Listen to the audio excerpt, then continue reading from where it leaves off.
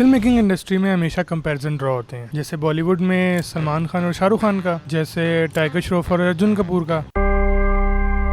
Sorry वैसे ही Hollywood में भी एक ऐसी राइवलरी रही है जिसकी वजह से हमें ग्रेटेस्ट सिनेमा देखने को मिला है। एक ऐसी राइवलरी जो सिनेमा की हिस्ट्री में हमेशा लिखी जाएगी। I am talking about Robert Anthony De Niro and James alfredo Pacino.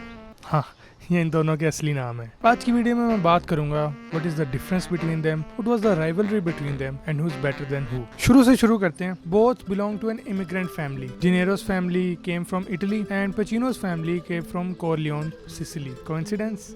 I think not. De Niro ने ये सीखा कैसे कैरेक्टर को जिया जाए और उसकी तरह सोचा जाए। वहीं पर Al Pacino was emotionally raw. उनके मेंटोर ली स्ट्रैसबर्ग, जो कि असली में इन दोनों के टीचर हैं, ही encouraged him to push emotional truth over theatrical brilliance. और यहीं से इन दोनों के करियर अलग ट्रैजेक्टरी पर चले। डिनेरो ने शुरू तो फिल्मों से किया, लेकिन मोस्टली स्मॉल अनक्रेडिटेड रोल्स। फिल्में जैसे 3 Rooms in Manhattan, जिसके अंदर उन्हें बिल्कुल भी कोई क्रेडिट नहीं मिला। और उसके बाद आई ग्रीटिंग, अब ब्रायन डे पाल्मा फिल्म, जिसके जरिए रॉबर्ट डिनेरो को रिकॉग्निशन मिलनी शुरू हुई। And then they made the wedding party. ये वो फिल्म थी जिसने मार्टिन स्कोर्सेसी की नजर डिनेरो पर डाली, और यहाँ से स्कोर्सेसी और डिनेरो का वो डुओ शुरू हुआ जिसने हमें ग्रेटेस्ट मूवीज दी।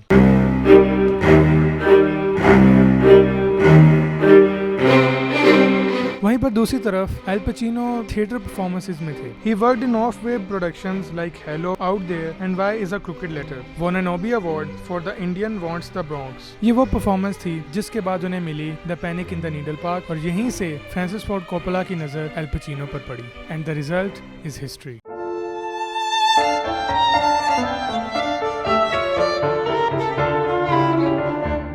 इवन दो उनकी एक्टिंग को लेकर अप्रोच और आइडियोलॉजीज बहुत अलग थी, लेकिन वो दोनों एक दूसरे के लिए इज्जत और एहतराम के अलावा कुछ नहीं रखते थे। लेकिन हॉलीवुड इसे ऐसे प्रेजेंट करता था जैसे वो दोनों एक दूसरे का गला काटना चाहते हैं। हेंस द टर्म राइवलरी वो यूज्ड फॉर देम। लेकिन एक बात जिस पे सबका नजरिया यकसा था वो ये था कि डिनेरो कैरेक्टर एक्टर है और पचिनो थिएटर एक्टर है। और मेरे हिसाब से ये लोगों ने इसलिए समझा क्योंकि पचिनो की परफॉर्मेंसेज में एक्सप्रेसिव बॉडी लैंग्वेज और वो लाउड डायलॉग डिलीवरी, वो एक जो स्पार्क कैरेक्टर में आता है, वो उनके मोस्ट ऑफ द रोल्स में कांस्टेंट थी। ऑब्वियसली कुछ एक्सेप्शंस थी, जैसे गॉडफादर में माइकल कॉर्लियोन। और वहीं पर डिनेरो कैरेक्टर में घुस जाता है, वो उस कैरेक्टर को एम्बॉडी करता है, अपनी आइडेंटिटी खो देता है और वो कैरेक्टर को अपनी ही आइडेंटिटी बना लेता है। दैट्स द डिफरेंस, जिसकी वजह से डिनेरो को कैरेक्टर एक्टर कहते हैं और पचिनो को थिएटर एक्टर कहते हैं। लेकिन इस राइवलरी का फायदा हमें हुआ है क्योंकि हमें सिनेमा की हिस्ट्री की one of the greatest movies देखने को मिली।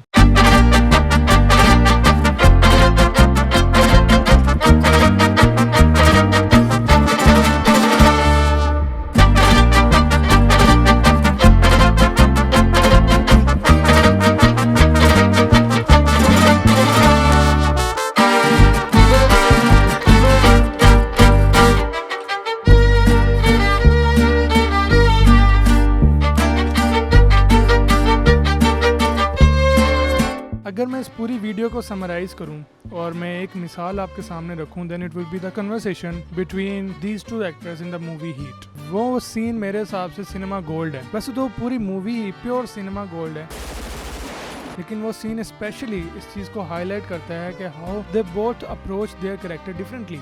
Brother, you are going down. वो अलग बात है कि दोनों कैरेक्टर्स ही अलग थे, लेकिन for the sake of the video वो चीज़ हमें एक हेल्दी कंपैरिजन ड्रॉ करने में, एक इमेजिनेशन बनाने में, एक विजुअल क्रिएट करने में उन दोनों के दरमियान काफ़ी हेल्प करता है। वेल, अगर मुझे इन दोनों में से चूज़ करना हो then I am sorry, I would choose Al Pacino. और आप क्या चूज़ करोगे? Let me know in the comments. और मैं अपने आप को फड्डे से बचाने के लिए यही कहूँगा कि art is subjective. I will see you in the next one.